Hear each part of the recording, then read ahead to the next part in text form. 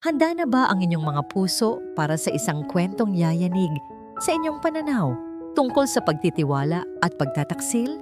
Halina't pakinggan natin ang isang salaysay na magpapatunay na kung minsan ang pinakamatamis na ngiti ang nagtatago ng pinakamaitim na balak.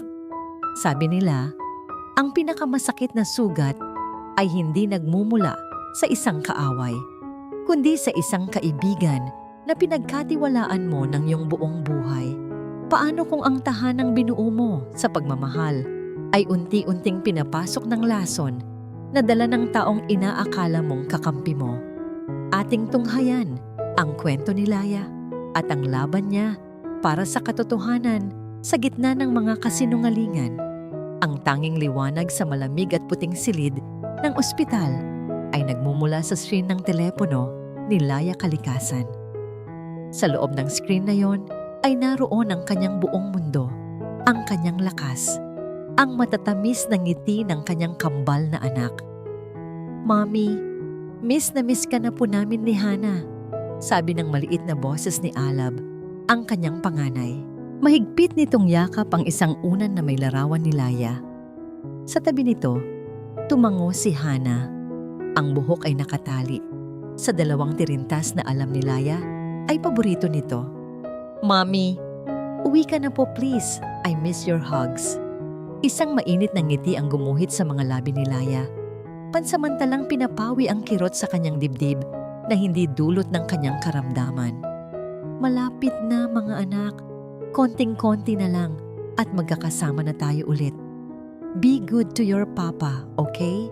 At kay Manang himig, "Opo, Mommy." Sabay nilang sagot. Sa gitna ng kanilang tawanan, gumalaw ang kamera. Pumasok sa frame ang asawa niyang si Dako. Pilit itong ngumiti, ngunit hindi iyon umabot sa kanyang mga mata. May kung anong pag-iwas sa kanyang tingin, isang bagay na napapansin ni Laya sa mga nakalipas na linggo. "Mahal, kumusta ang pakiramdam mo?" tanong ni Dako. Ang boses ay pilit pinapasigla. "Ayos lang.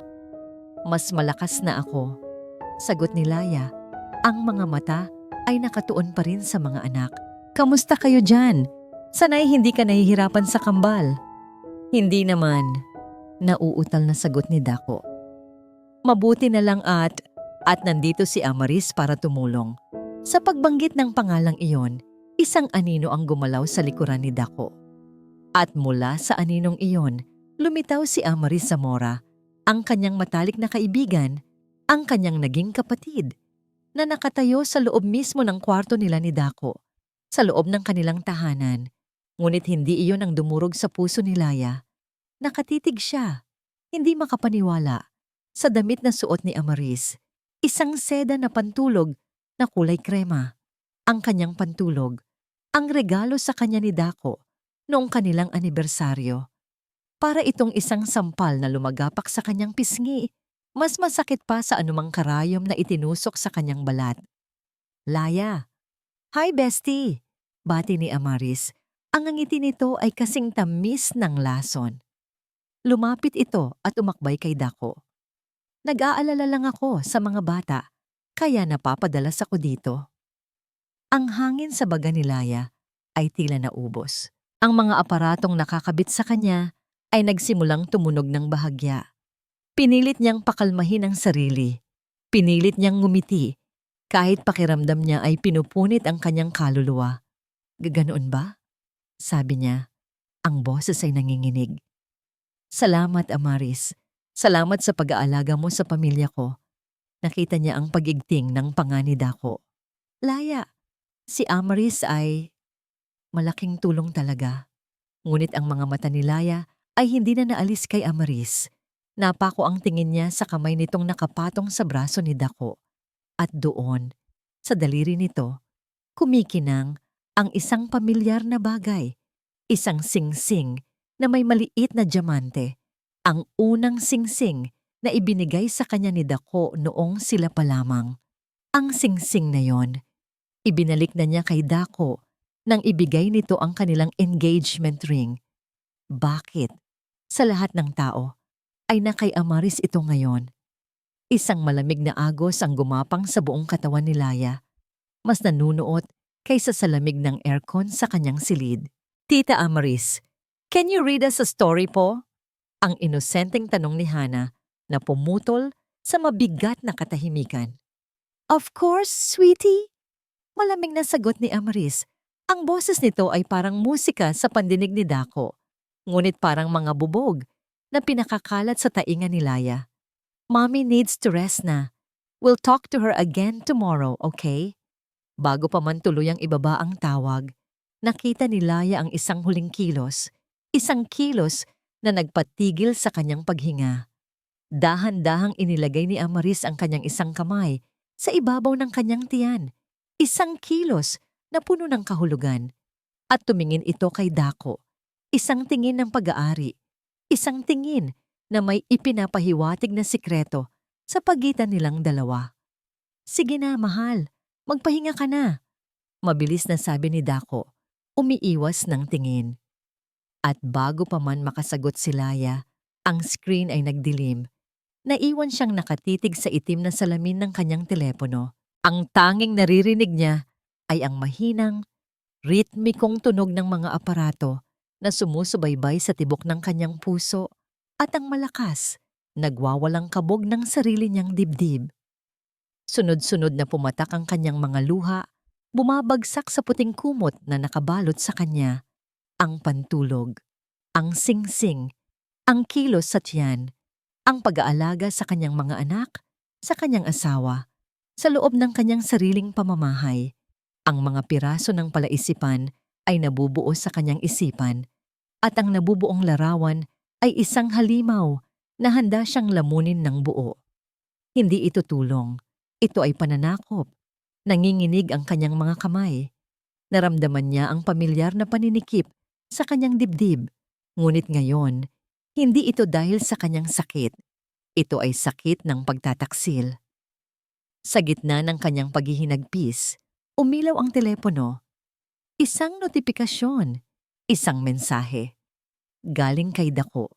Nanginginig ang daliri niya habang pinipindot ang screen para buksan ito. Iilang salita lamang ang nakasulat, ngunit bawat letra ay tila isang punyal na buong lakas na ibinaon sa kanyang puso. Laya, kailangan nating mag-usap. Buntis si Amaris. Nabitawan niya ang telepono. Bumagsak ito sa puting kumot, ngunit hindi na niya narinig ang lagapak. Ang tanging naririnig niya ay ang pagsabog ng kanyang mundong buong buhay niyang pinag-ingatan. Nang sumunod na umaga, tinawagan ni Laya si Dako. Ang mga mata niya ay bahagyang namamaga, hindi dahil sa kakulangan ng tulog, kundi dahil sa isang desisyong binuo niya sa buong magdamag na kadiliman. Nang sagutin ni Dako ang tawag, inihanda na ni Laya ang kanyang sarili. Isinuot niya ang maskara ng isang babaeng wasak at talunan. Dako, sinimulan niya, ang boses ay basag at nanginginig. Nabasa ko ang text mo. Isang mahabang katahimikan ang sumunod sa kabilang linya. Nang sa wakas ay magsalita si Dako, ang boses nito ay puno ng pagkakasala at pagtatanggol. Laya, I'm sorry. Hindi ko sinasadyang saktan ka. Nangyari na lang ang lahat. Masyado kang malayo. May sakit. At si Amaris nandyan siya. Hindi niya kami pinabayaan.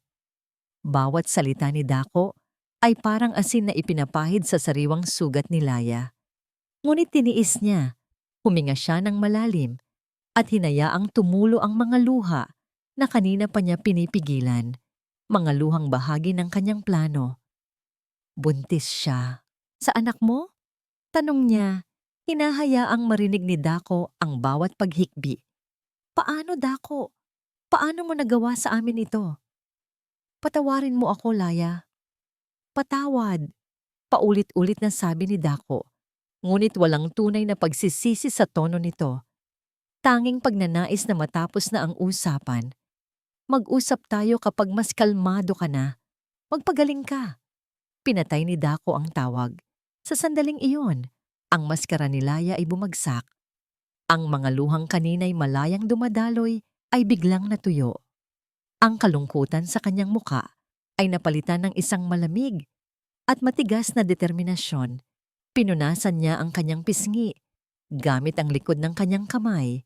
Hindi na ang babaeng pinakausap ni Dako kanina, kundi isang reyna na inaagawan ng kaharian. Kinuha niya ang telepono at pinindot ang numero ng isang taong pinagkakatiwalaan niya nang higit pa sa sarili niya nitong mga nakaraang taon, ang kanyang personal na abogado, si Ginoong Batis. Ginoong Batis, sabi ni Laya nang sagutin nito ang tawag. Ang boses niya ay walang bahid ng anumang emosyon. Ito ay malamig, matatag, at parang yelo. Ma'am Laya, napatawag po kayo. Ayos lang po ba ang lahat? May pag-aalalang tanong ng abogado, sanay sa mahinahon at malambing na boses ng kanyang kliyente. Kailangan ko ng tulong mo, diretsong sabi ni Laya. Gusto kong mag-imbestiga ka. Isang kompletong background check kay Amaris Zamora. Lahat. Ang kanyang pananalapi, mga nakaraang relasyon, at lalong-lalo na ang kanyang medical history. Bawat detalye, Ginoo. Kailangan ko. Natahimik sandali si Ginoong Batis sa biglaang pagbabago sa tono ni Laya. Masusunod po, ma'am. May partikular po ba kayong hinahanap? May mali, Ginoo. Sagot ni Laya. Ang mga mata ay nakatitig sa kawalan. May malaking mali at aalamin ko kung ano yon. Samantala, sa Hacienda de la Sombra, ang halimuyak ng mamahaling pabango ni Amaris ay tila humahalo na sa hangin ng mansyon. Naghahari-harian na ito. Inako na nito ang mga gawaing bahay na dati kay Laya, ngunit ginagawa niya ito ng may kasamang pagpapakitang tao.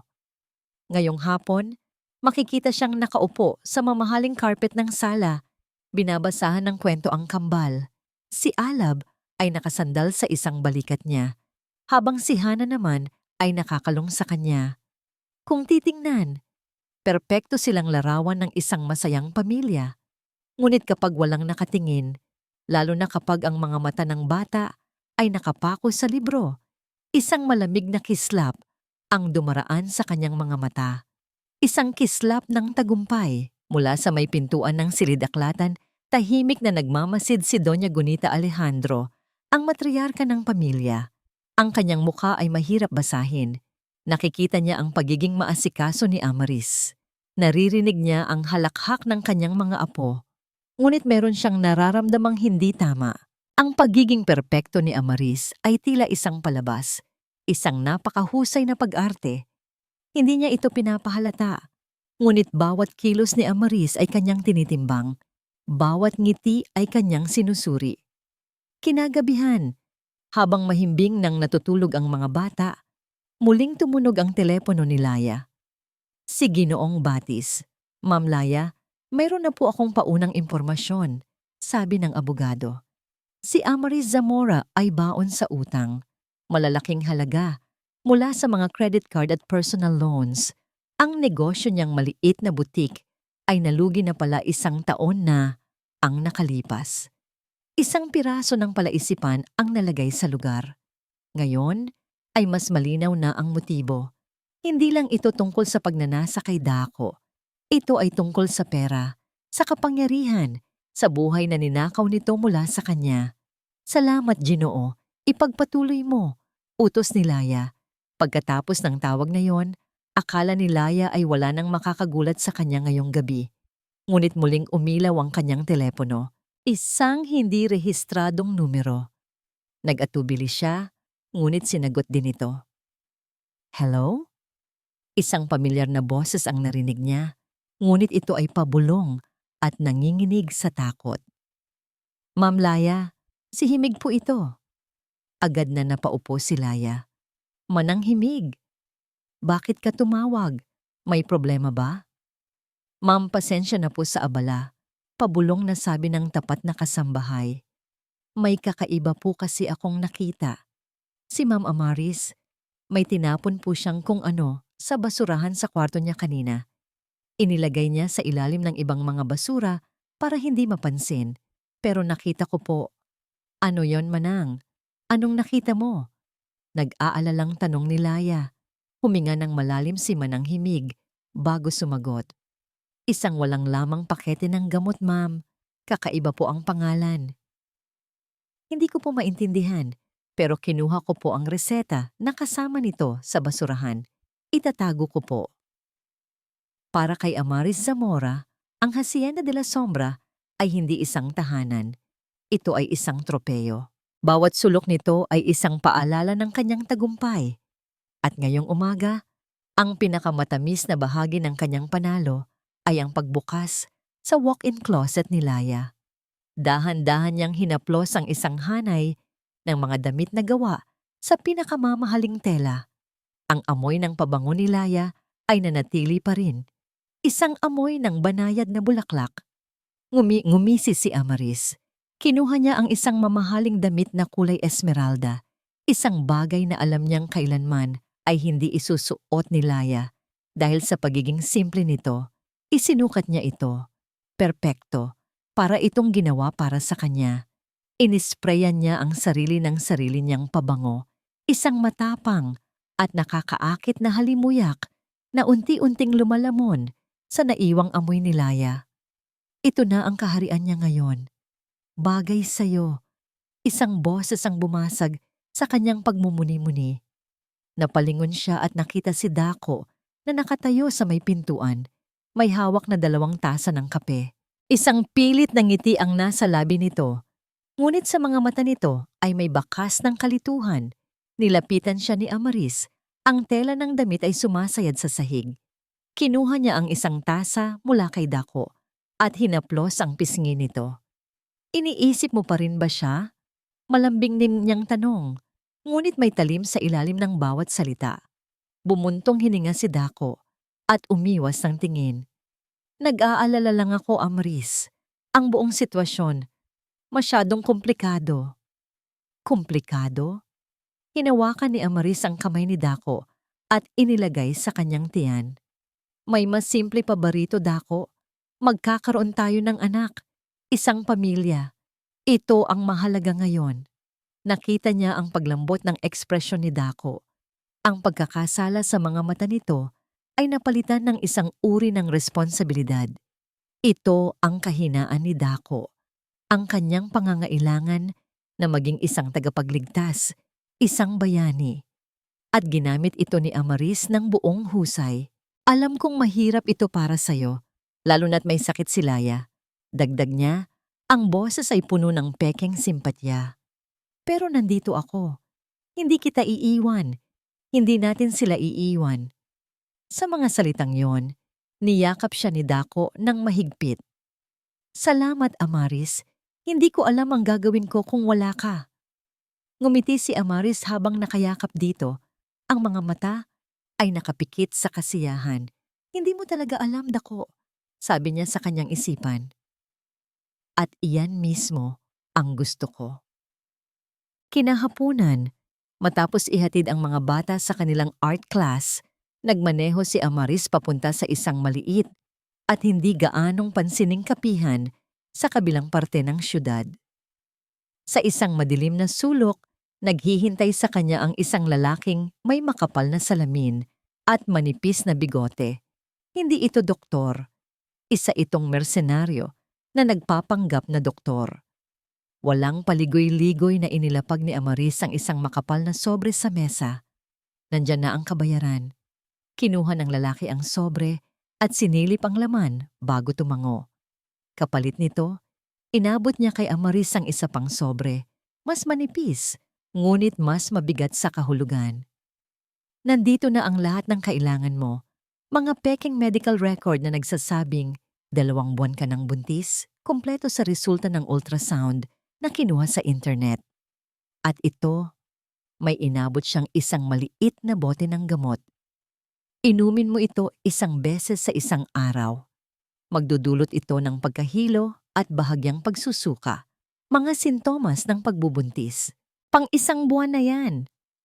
Mahusay, sabi ni Amaris, kinuha ang sobre at ang bote. Siguraduhin mong hindi ka na magpapakita sa akin kahit kailan. Para sa halagang ito, para na rin akong hindi nabuhay. Sagot ng lalaki bago mabilis na tumayo at umalis. Pagka-uwi sa hasyenda, dumiretso si Amaris sa banyo nila ni Dako. Binuksan niya ang bote at kumuha ng isang tableta. Tinitigan niya ito sandali. Isang maliit na bagay na susi sa kanyang kinabukasan. Walang pag-aalinlangan niyang ininom ito. Makalipas ang halos kalahating oras, naramdaman niya ang epekto. Isang bahagyang pag-ikot ng kanyang sikmura. Isang alon ng pagkahilo. Sumandal siya sa lababo at tumingin sa salamin. Ngumiti siya. Ang kanyang pag-arte ay nagsisimula na. Bago matulog ng gabing iyon, habang nagbabasa si Dako sa kama, dumaan si Amaris sa harap ng isang lamesita kung saan nakatayo ang larawan ng kasal ni Dako at Laya. Sa larawan, si Laya ay nakangiti ng buong saya, ang mga matay kumikinang sa pagmamahal. Si Dako sa tabi nito ay mukhang isang prinsipe na natagpuan ang kanyang prinsesa. Kinuha ni Amaris ang litrato. Pinagmasdan niya ang mukha ni Laya. Kawawang Laya, bulong niya sa sarili. Puno ng pang-uuyam. Akala mo sa'yo na ang lahat, ngunit ang lahat ng meron ka ay hiniram mo lang. Oras na para isauli. Hindi niya napansin na bahagyang nakabukas ang pinto ng kwarto. Sa labas, nakatayo si Manang Himig. May dalang isang baso ng gatas para sana kay Amaris. Narinig niya ang bawat salita. Nakita niya ang mapait ng ngiti. At sa sandaling iyon, ang hinala sa kanyang puso ay naging isang matibay na paniniwala. Bumalik si Amaris sa kama at nahiga sa tabi ni Dako. Ipinatong ang ulo sa dibdib nito. Mahal, pakiramdam ko'y nahihilo ako. Daing niya, ang boses ay sadyang pinahina. Ganyan talaga sa simula ng pagbubuntis, sagot ni Dako. Isinara ang libro at niyakap siya. Huwag kang mag-alala, aalagaan kita. Habang nakapikit at nagkukunwaring natutulog, isang ngiti ang muling gumuhit sa labi ni Amaris. Ang lahat ay umaayon sa kanyang plano. Perpekto. Ngunit sa kalagitnaan ng gabi, habang mahimbing na natutulog si Dako, umilaw ang telepono ni Amaris na nasa ibabaw ng bedside table. Isang mensahe. Binuksan niya ito. Inaasahang galing ito sa isa sa kanyang mga pinagkakautangan na naman. Ngunit ang mensahe ay mula sa isang numerong hindi niya kilala. Iisang pangungusap lang ang nakasulat. Ngunit sapat na yon para pawiin ang lahat ng kanyang pagiging kampante at palitan ito ng nagyeyelong takot. Alam ko ang ginagawa mo. Ang impormasyong ibinigay ni Manang Himig ang naging apoy na tuluyang nagpaalab sa nagbabagang determinasyon sa puso ni Laya. Isinulat niya ang pangalan ng gamot na narinig niya mula sa matandang kasambahay at agad itong ipinadala kay Ginoong Batis para sa beripikasyon. Ang sagot ay dumating sa loob lamang ng isang oras. Ito ay isang uri ng hormone, ginagamit para artipisyal na gayahin ang mga unang sintomas ng pagbubuntis. Hindi ito pampalaglag, hindi ito bitamina. Ito ay isang kasangkapan sa panlilinlang. Ito na ang patunay na kailangan niya. Ang hinala niya ay isa ng katotohanan. Kinabukasan, sa pamamagitan ng isang secure video call, hinarap ni Laya si Ginoong Batis. Wala na ang bakas ng lumbay sa kanyang muka. Napalitan ito ng isang matalas na pokus. Ang kanyang mga mata ay nagliliyab sa isang tahimik na galit. Ginoo, kailangan nating kumilos ng mabilis at tahimik. Simula ni Laya. Ang boses ay kalmado ngunit may bigat. Nakahanda po ako, Ma'am Laya. Sagot ng abogado, halata ang paghanga sa biglaang pagbabago ng kanyang kliyente. Ano po ang unang hakbang? Ang mga anak ko. Walang pag-alinlangang sabi ni Laya. Unahin natin ang kanilang kapakanan at kinabukasan. Gusto kong mag-set up ka ng isang irrevocable trust fund para kay Alab at Hana. Ilipat doon ang lahat ng ari-arian na nakapangalan sa akin, kasama na ang mga minana ko sa aking mga magulang. Ako ang magiging trustee hanggat hindi sila sumasapit sa tamang edad.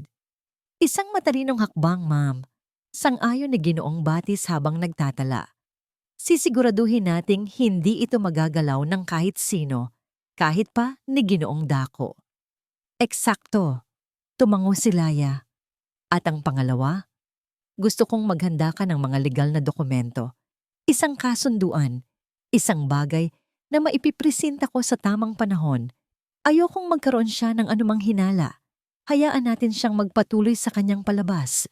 Ang kailangan natin ay mas matibay na ebidensya. Dito pumasok ang pangalawang bahagi ng kanyang plano. Kinontak niyang muli si Manang Himig. Sa Hacienda de la Sombra, nanginginig ang mga kamay ni Manang Himig habang hawak ang isang maliit na bagay na ipinadala ni Laya sa pamamagitan ng isang pinagkakatiwalaang tagahatid. Isa itong maliit na audio recorder, hindi mas malaki sa isang barya. Itago mo yan sa lugar na hindi mapapansin, Manang. Bilin ni Laya sa telepono. Sa ilalim ng mesa, sa likod ng isang plorera, kahit saan sa sala, kung saan sila madalas mag-usap. Huwag kang mag-alala. Hindi ka mapapahamak. Ako ang bahala sa'yo.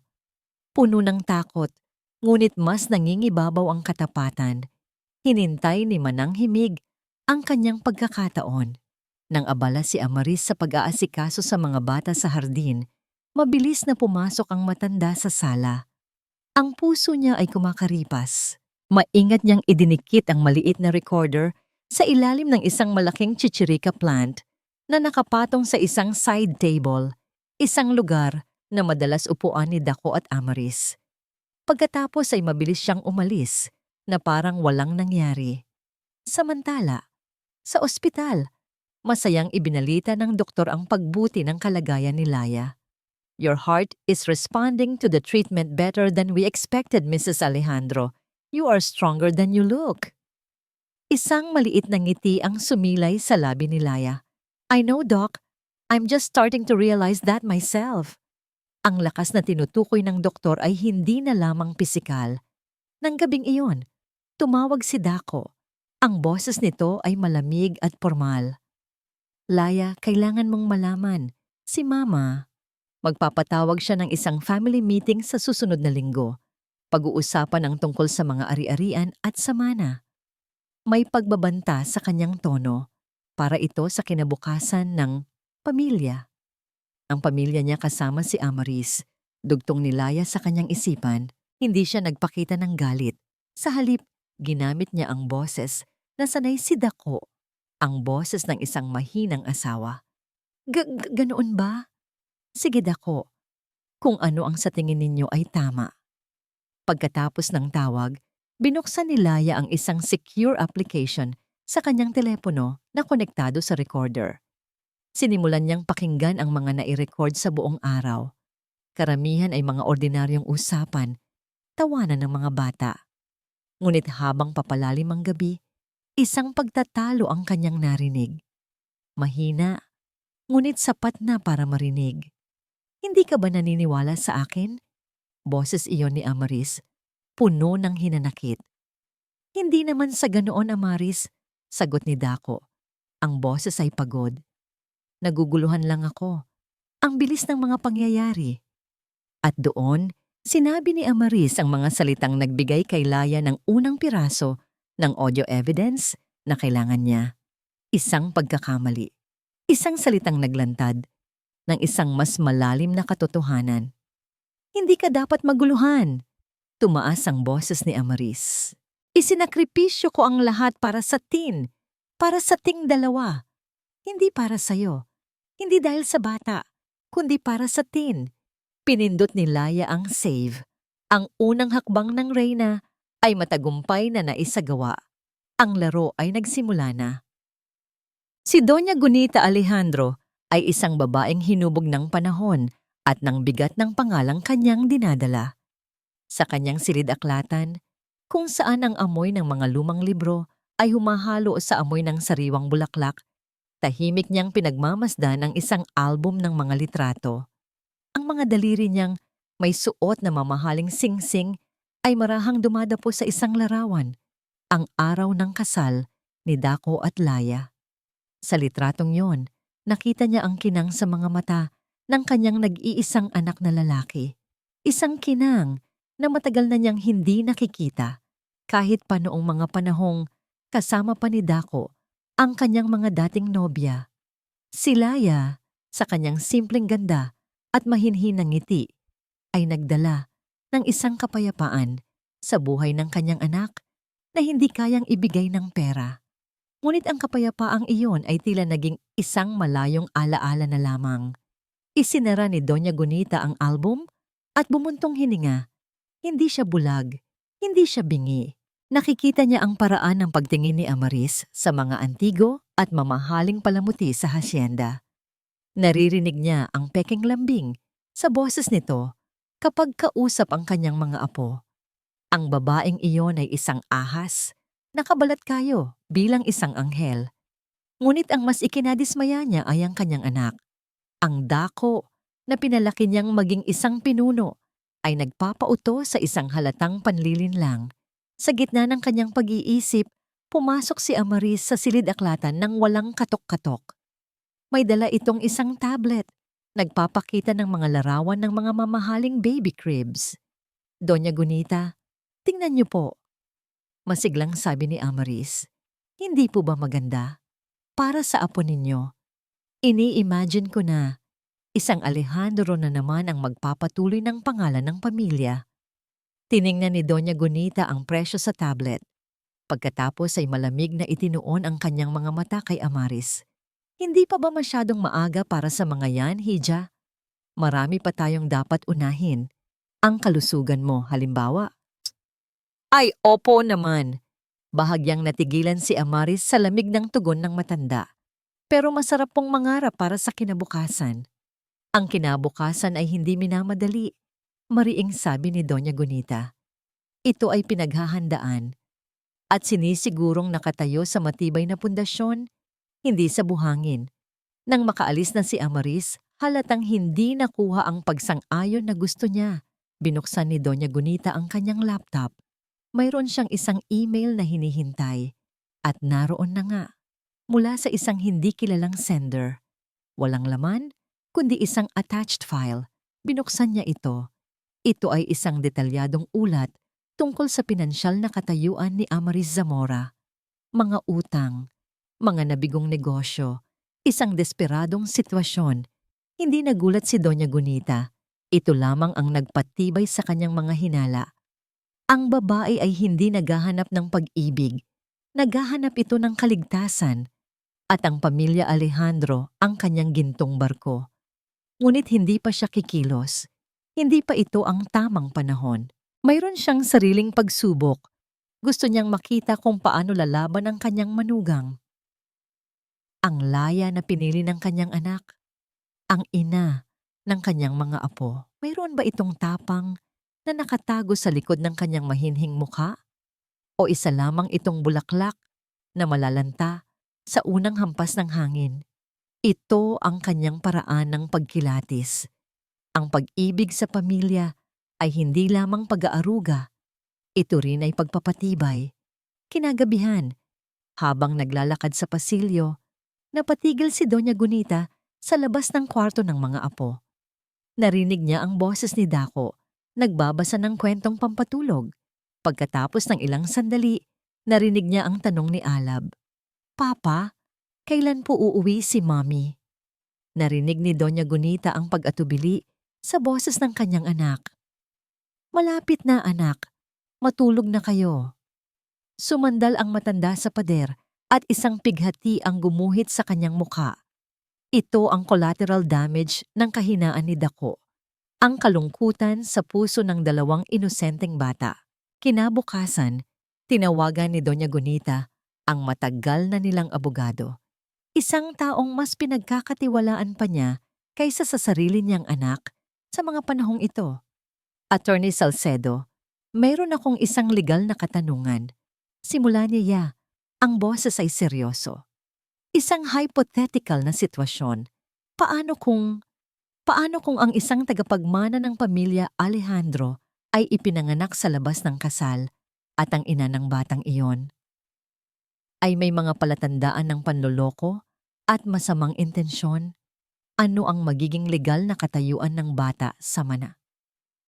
Ang tanong ay parang isang patalim na ibinato sa hangin. Naghihintay kung saan ito babagsak. Ito ang kanyang sariling paghahanda. Hindi niya hahayaang ang pinaghirapan ng kanilang mga ninuno ay mapunta lamang sa kamay ng isang mapanlinlang na estranghero. Ang mensaheng natanggap ni Amaris mula sa hindi kilalang numero ay naghasik ng lagim sa kanyang perpektong plano. Sa loob ng ilang araw, para siyang isang pusang hindi mapakali, bawat tunog ng telepono ay nagpapatindig ng kanyang balahibo. Sinubukan niyang tawagan ang numero ngunit hindi na ito matawagan. Sino? Paano? Ang mga tanong ay gumugulo sa kanyang isipan at ang takot na mabisto ay unti-unting lumalamon sa kanyang kumpiyansa. Kailangan niyang kumilos ng mas mabilis. Kailangan niyang selyuhan ang kanyang posisyon sa pamilya Alejandro bago pa man may makahadlang. Kailangan niya ng isang trahedya. Isang pangyayaring magtutulak kay Dako na tuluyan ng pumili at magpapatibay sa habag ng buong pamilya para sa kanya. Isang hapon, habang si Doña Gunita ay wala sa hasyenda at ang mga kasambahay ay abala sa kanilang mga gawain, isinagawa ni Amaris ang kanyang desperadong plano. Mag-isa niyang inaakyat ang engrandeng hagdanan ng mansyon. Ang bawat hakbang ay maingat na kinakalkula. Pagdating sa kalagitnaan ng hagdan, huminga siya ng malalim. Tumingin siya sa ibaba. Eto na. Dako! Dako! Isang nakakabinging sigaw ang umaling-awngaw sa buong bahay. Kasabay ng sigaw na yon, inihulog niya ang kanyang sarili. Ngunit hindi ito isang totoong pagkahulog. Ito ay isang kontroladong pagbagsak. Sinisigurong ang kanyang balakang at mga braso ang tatama sa sahig, malayo sa kanyang tiyan. Bumagsak siya sa carpeted na sahig sa paanan ng hagdan, isang perpektong pag-arte ng sakit at paghihirap. Ang baby ko. Humihikbing sabi niya, habang sapo-sapo ang tiyan na walang laman. Ang unang nakarinig sa kanya ay si Dako, na nagmamadaling lumabas mula sa silid-aklatan. Nang makita niya si Amaris na nakahandusay sa sahig, ang mukha ni Dako ay namutla sa takot. Amaris! Anong nangyari? Sigaw niya, dali-daling lumuhod sa tabi nito. Nahilo ako. Nahulog ako, Dako. Umiiyak na sagot ni Amaris. Masakit. Masakit ang tiyan ko. Ang baby natin, Dako. Iligtas mo ang baby natin. Walang pag-aalinlangan na binuhat ni Dako si Amaris. Ang kanyang pagkataranta ay eksakto sa inaasahan nito. Isinakay niya ito sa kotse at humarurot papunta sa pinakamalapit na ospital, isang maliit at pribadong ospital kung saan naghihintay na ang bayarang doktor ni Amaris. Sa kabilang dako ng mundo, sa loob ng kanyang silid sa Pag-asa Medical Center, nanatiling kalmado si Laya. Nakatanggap siya ng isang text message mula kay Ginoong Batis ilang minuto lamang ang nakalipas. Iisang salita lang ang laman. Nagsimula na. Alam ni Laya na darating ang araw na ito. Sa tulong ng kanyang abogado, nagawa nilang mahulaan ang posibleng mga hakbang ni Amaris. Ang pagpapanggap na aksidente ay isa sa mga nasa listahan nila at handa sila. Si Ginoong Batis ay may mga mata at tainga sa loob mismo ng ospital na pinuntahan ni Dako at Amaris. Isang nurse na may malaking utang na loob sa pamilya ng abogado. Bawat kilos, bawat salita ay mamanmanan. Sa emergency room, ang palabas ay nagpatuloy. Ang pekeng doktor ay mabilis na sinuri si Amaris. Pagkatapos ng ilang sandali, lumabas ito ng kwarto na may malungkot na ekspresyon. Mr. Alejandro, sabi ng doktor kay Dako na hindi mapakali sa labas. I'm sorry. Miss Zamora experienced a severe shock. May internal bleeding. Critical ang kondisyon ng bata. Gumuho ang mundo ni Dako. Gawin niyo ang lahat, Doc. Iligtas niyo sila. Magbabayad ako kahit magkano. We will do our best. Kailangan niyang manatili dito for observation. She needs complete bed rest. Any form of stress could be fatal for the baby. Sagot ng doktor Ang boses ay puno ng pekeng pag-aalala. Sa loob ng kwarto, habang si Dako ay kausap ang doktor, may isa pang pag-uusap na nangyayari. Ang nurse na contact ni Ginoong Batis ay pumasok para kumuha ng blood sample. "Successful ang pag-arte mo, ma'am," pabulong na sabi ng nurse kay Amaris habang itinatago ang isang maliit na voice recorder sa kanyang bulsa. Ngumisi si Amaris. "Salamat sa tulong mo. Siguraduhin mong darating ang bayad mo." Ang hindi alam ni Amaris, ang buong pag-uusap na yon, mula sa pag-amin sa pag-arte hanggang sa pagbanggit ng bayad, ay malinaw na nai-record. Sa sandaling makuha ni Laya ang audio file mula kay Ginoong Batis, pinakinggan niya ito ng paulit-ulit. Ang boses ni Amaris, puno ng kayabangan. Ang boses ng nurse, ito na. Ito na ang ebidensyang hindi matatawaran. Isinara niya ang kanyang mga mata at huminga ng malalim. Isang bigat ang nabunot sa kanyang dibdib. Ngunit ang kanyang panandaliang kapayapaan ay winasak ng isang tawag. Si Dako. Sinagot niya ito. Ang narinig niya sa kabilang linya ay hindi ang asawang kilala niya, kundi isang halimaw na puno ng galit at paninisi. "Laya." Sigaw ni Dako. Ang boses ay basag sa galit at pighati. "Nasa ospital kami. Si Amaris. Nahulog sa hagdan. Nanganganib ang anak namin." Hindi sumagot si Laya. Hinayaan niya lang itong ilabas ang lahat ng lason sa kanyang bibig. "Kasalanan mo to. Lahat ng to, kasalanan mo." Patuloy ni Dako. "Kung sana'y nandito ka. Kung sana'y malusog ka. Hindi sana mangyayari to. Pagod na ako, Laya. Pagod na akong mag-alala sa'yo. Pirmahan mo na ang divorce papers. Palayain mo na ako." Pagkatapos ng mga salitang yon, ibinaba ni Dako ang tawag. Nakatitig lang si Laya sa telepono. Walang luhang pumatak. Ang sakit na naramdaman niya ay napalitan na ng isang nagyeyelong determinasyon. Ang lalaking minahal niya ay tuluyan ng nawala. Ang natitira na lang ay isang estranghero. At ang estrangherong yon ay kalaban niya na ngayon. Ang amoy ng mamahaling alak ay nangingibabaw sa loob ng pribadong pag-aaral ni Dako sa Hacienda de la Sombra.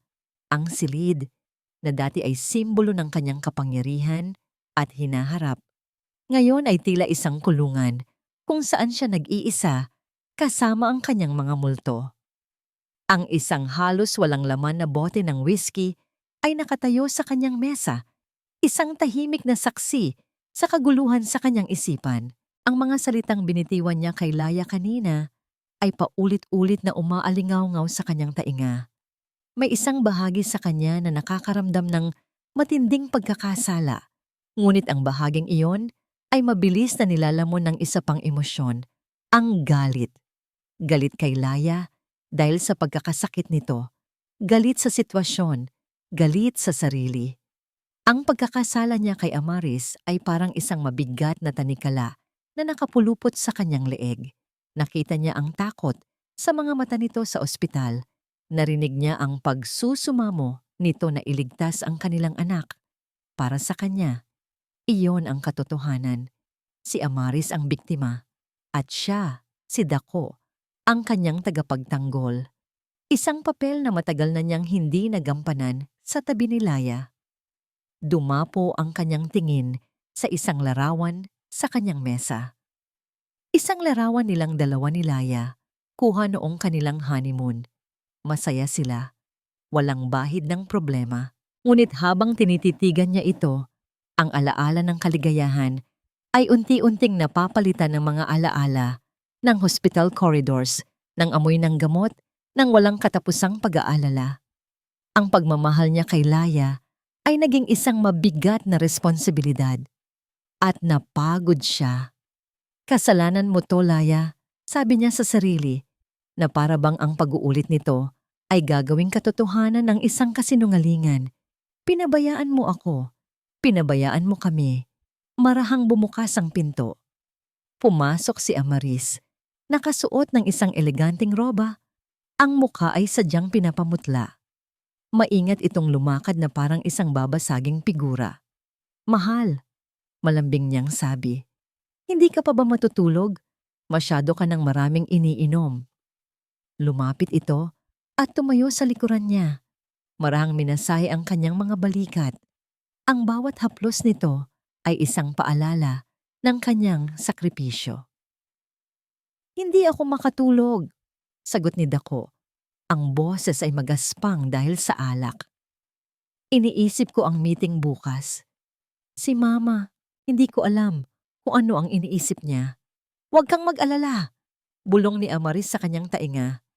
Kailangan lang niyang maintindihan na ito na ang pamilya natin ngayon.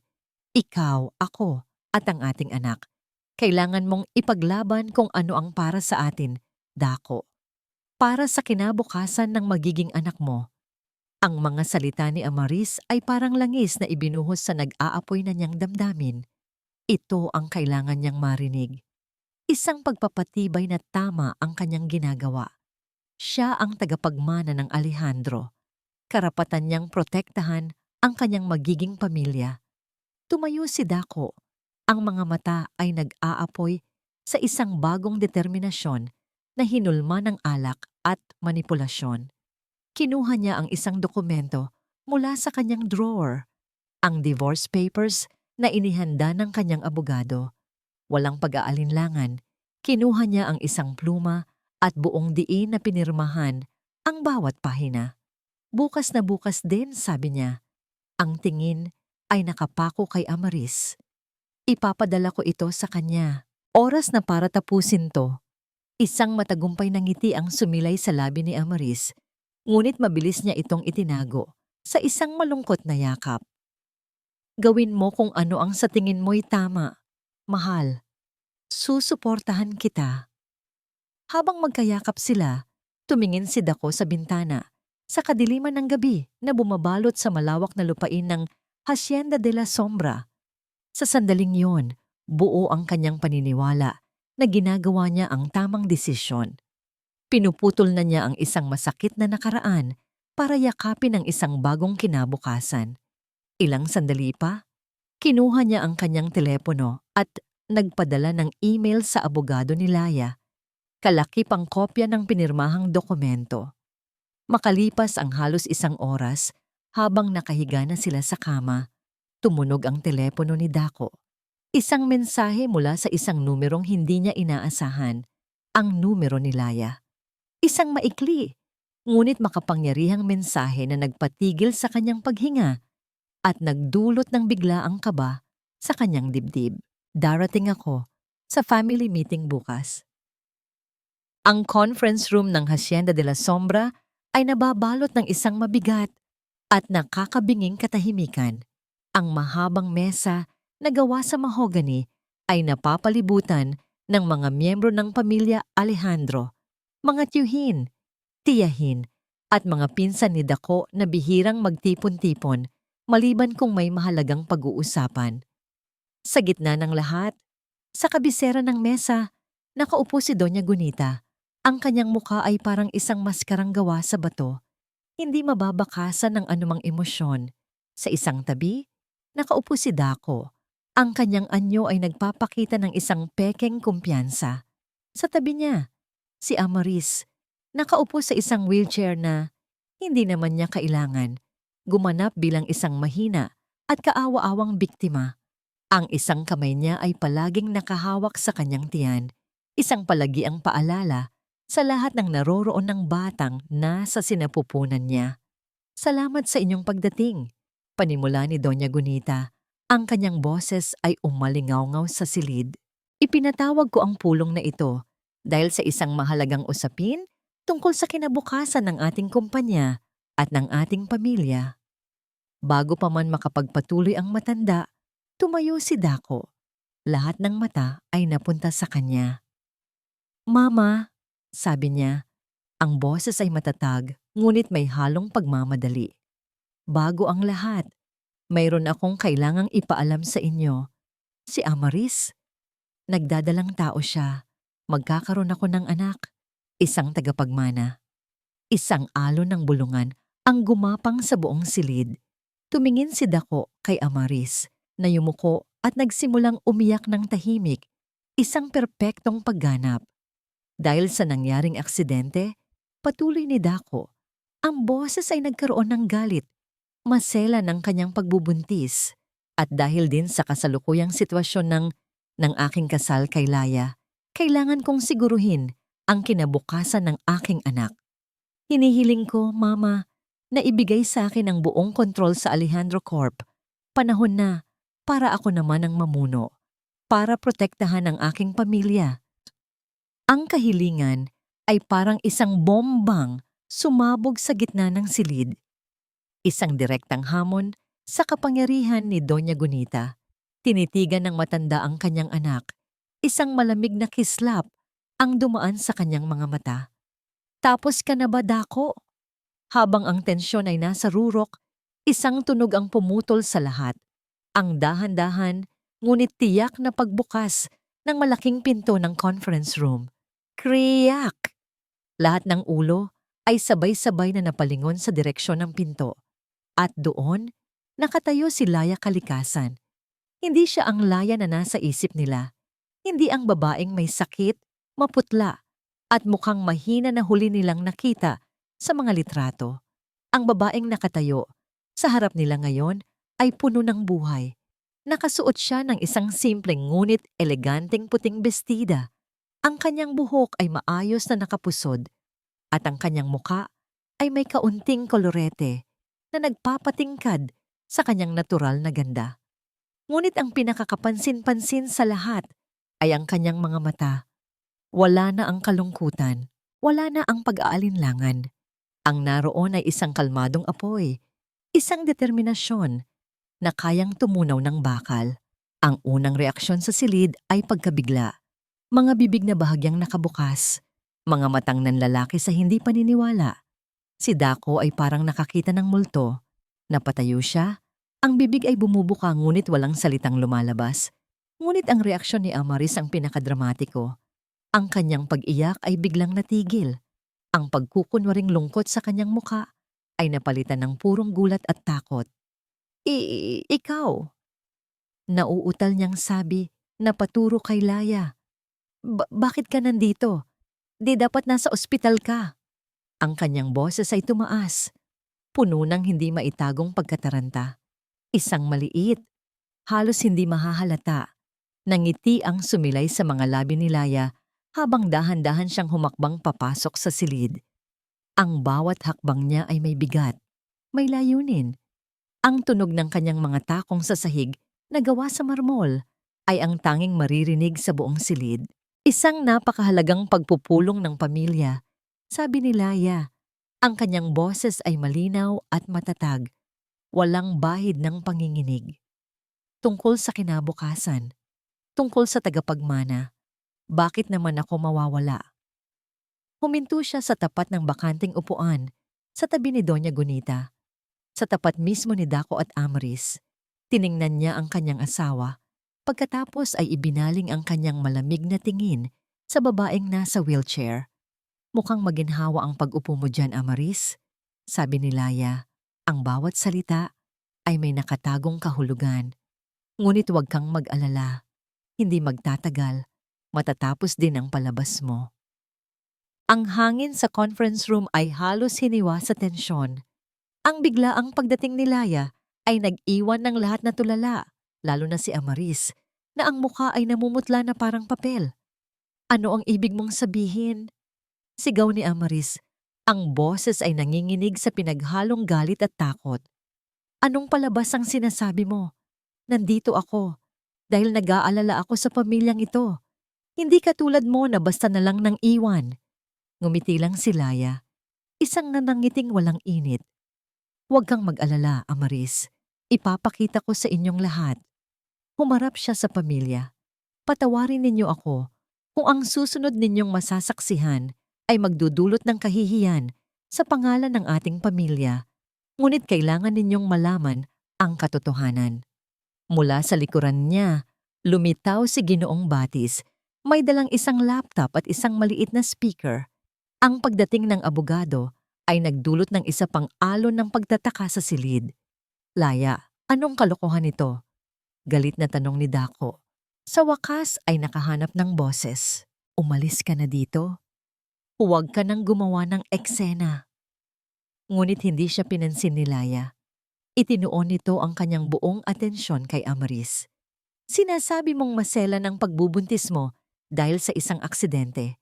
Tama ba? Isang trahedya na halos kumitil sa buhay ng magiging anak ninyo.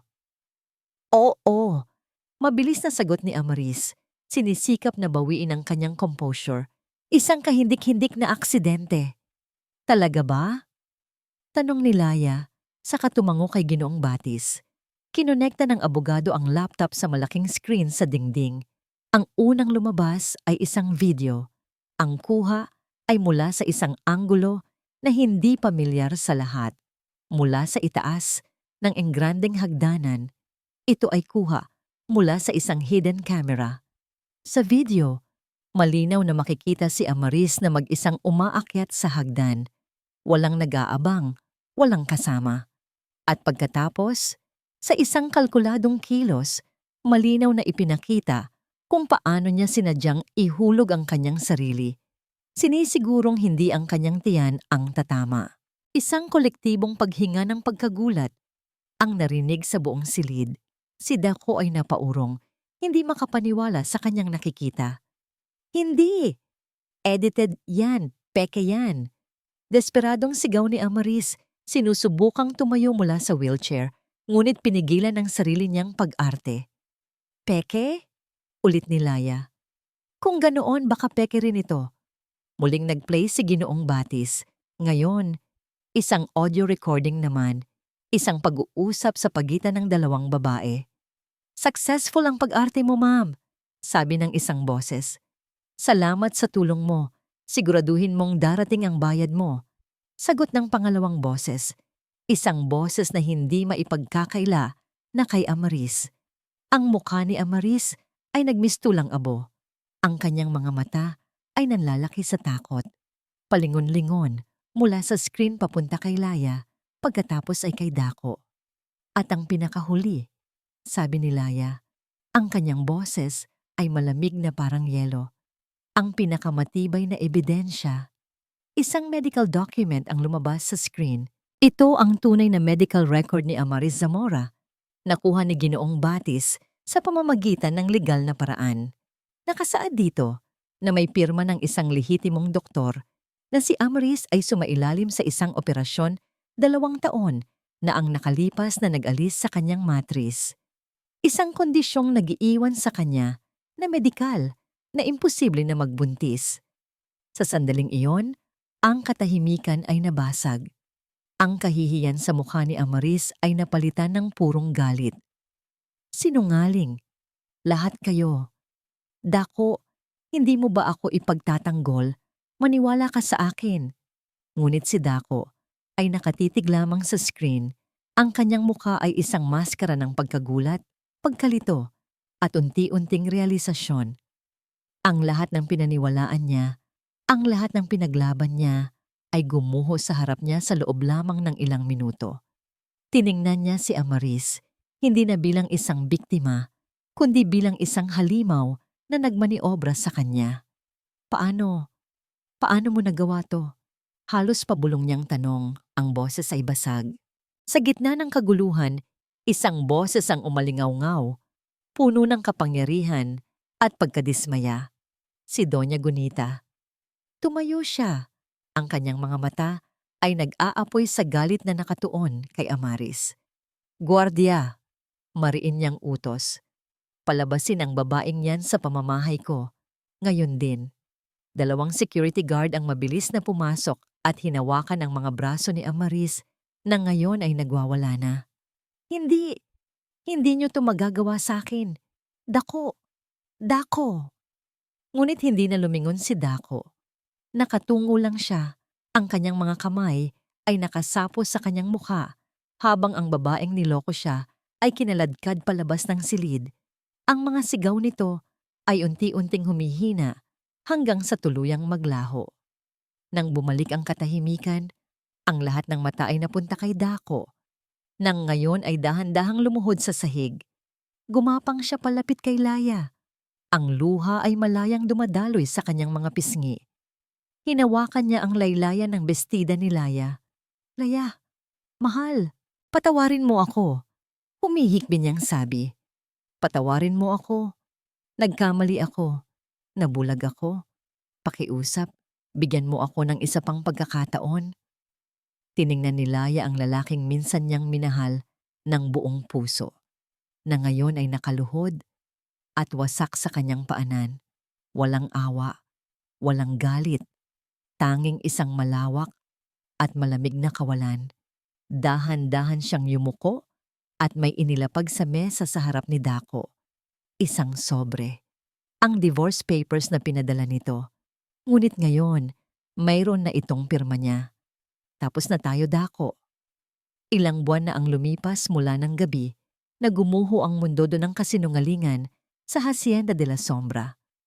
Ngayon, ang hangin na nilalanghap ni Laya ay hindi na amoy ng mga lihim at pagkukunwari, kundi ang malinis at maalat na simoy ng dagat. Nakatayo siya sa dalampasigan, ang kanyang mga paa ay nakababad sa puting buhangin habang pinapanood ang kanyang kambal na sina Alab at Hana na masayang nagtatampisaw sa papalapit na mga alon. Ang tawa nila ay parang musika, mas matamis kaysa sa anumang awitin, at ito ang musikang tuluyang naghilom sa mga sugat ng kanyang puso. Ang bago nilang tahanan ay isang maliit ngunit magandang bahay na nakaharap sa dagat. Ito ay puno ng liwanag, ng mga halaman, at ng mga likhang sining na unti-unti niyang kinolekta. Dito, wala nang anino ng nakaraan. Wala nang mabibigat na tingin. Tanging kapayapaan. Sa isang bahagi ng kanilang bahay, sa ground floor, tinupad ni Laya ang isang pangarap na matagal na niyang isinantabi. Nagbukas siya ng isang maliit na art gallery, ang Galeria Sinag. Ito ay naging isang lugar para sa mga lokal na artist. Isang munting espasyo ng pagkamalikhain at pag-asa. Ito ang kanyang sariling mundo. Isang bagay na itinayo niya mula sa kanyang sariling lakas at pasyon.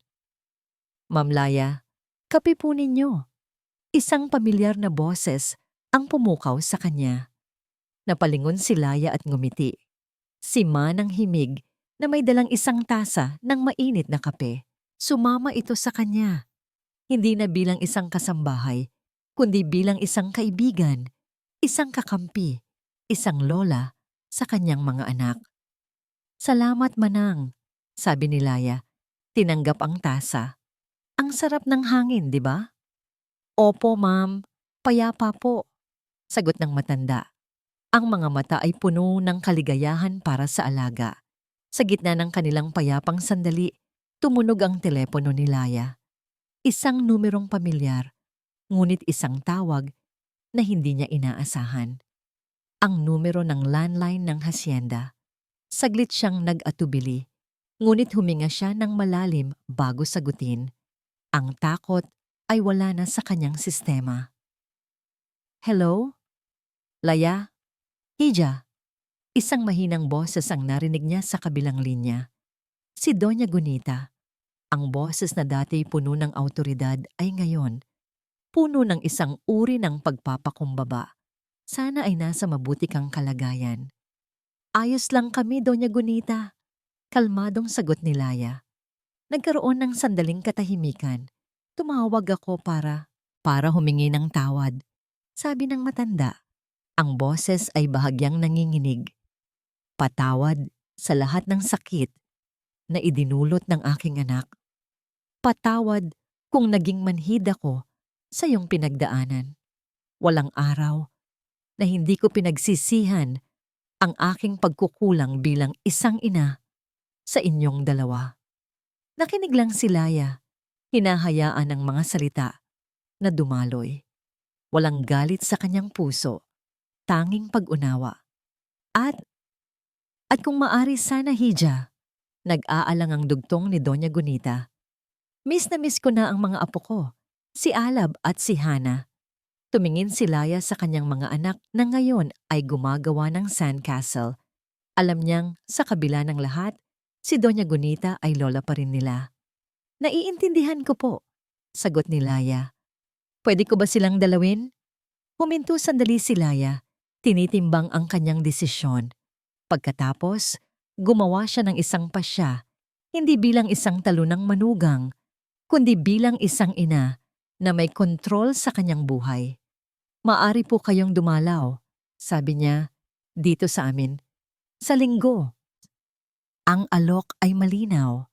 Sa kanyang teritoryo, sa kanyang mga tuntunin. Sa salamat, Laya. Maraming salamat. Halos pabulong na sagot ng matanda. Puno ng pasasalamat. Pagkatapos ng tawag, tumayo si Laya sa kanyang balkonahe, tanaw ang papalubog na araw. Ang langit ay nag-aapoy sa kulay kahel at lila. Ang bawat paghampas ng alon sa dalampasigan ay tila isang paghuhugas sa mga huling bakas ng sakit sa kanyang nakaraan. Ang Hacienda de la Sombra, si Daco, si Amaris. Lahat sila ay bahagi na lamang ng isang kabanatang naisara na. Hindi niya alam kung ano ang eksaktong dala ng bukas. Ngunit sa unang pagkakataon, sa loob ng napakaraming taon, hindi siya natatakot. Hawak niya ang sarili niyang pluma. Siya na ang nagsusulat ng sarili niyang kwento. Isang kwento ng kalayaan, ng pagbangon, at ng walang hanggang pag-asa. Huminga siya ng malalim. Pinuno ang kanyang baga ng hangin ng karagatan. Sa wakas, malaya na siya. Ang kwentong ating napakinggan ay isang paalala na ang tunay na lakas ay hindi nasusukat sa tahimik na pagtitiis. Minsan, ito ay matatagpuan sa tapang na bumangon, sa talinong lumaban para sa katotohanan, at sa paninindigang piliin ang sarili, lalo na kapag ang pananatili ay nangangahulugan ng pagkawala ng iyong pagkatao. Ang pagpapatawad ay mahalaga, ngunit ang pagpapalaya sa sarili mula sa isang relasyong nakakalason ay isang uri rin ng pag-ibig. Pag-ibig para sa sarili at sa kinabukasan na nararapat sa iyo. Marami pong salamat sa inyong walang sawang pagsubaybay at pakikinig sa aming kwento. Lubos po naming pinahahalagahan ang bawat minuto na inilalaan ninyo sa aming channel. Ano po ang masasabi ninyo sa kwento ni Laya? Nais po naming marinig ang inyong mga komento at saloobin. At kung meron po kayong gustong marinig na uri ng kwento sa mga susunod nating upload, mas drama ba, mas kilig, o mas misteryo, huwag po kayong mag-atubiling i-comment sa ibaba. Hindi dito nagtatapos ang ating paglalakbay. Marami pa pong kwentong kasing ganda at mas puno ng aral dito sa aming channel. Kung nagustuhan nyo ang kwentong ito, i-like, i-share sa pamilya at mga kaibigan, at mag-subscribe na rin para lagi kayong updated sa mga susunod pa naming kwento. I-click nyo ang notification bell para kayo ang unang makarinig kapag may bago kaming upload. Pagpalain po kayo ng Panginoon, kayo at ang inyong buong pamilya. Hanggang sa muli.